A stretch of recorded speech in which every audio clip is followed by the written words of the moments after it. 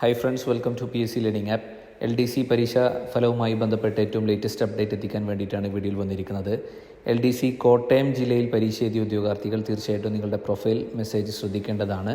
പ്രൊഫൈലിൽ മെസ്സേജ് വന്ന് തുടങ്ങിയിട്ടുണ്ട്. ഒന്നുകിൽ നിങ്ങൾക്ക് ടെക്സ്റ്റ് മെസ്സേജ് ആയിട്ടോ അല്ലെങ്കിൽ നിങ്ങളുടെ PSC പ്രൊഫൈലിൽ ലോഗിൻ ചെയ്തോ നിങ്ങൾക്ക് കാണാവുന്നതാണ്.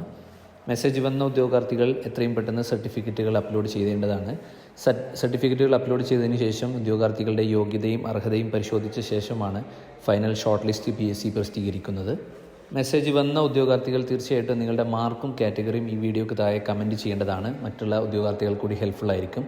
62 മാർക്ക് കിട്ടിയ ഉദ്യോഗാർത്ഥികൾക്കൊക്കെ മെസ്സേജ് ലഭിച്ചു എന്നറിയാൻ കഴിഞ്ഞു.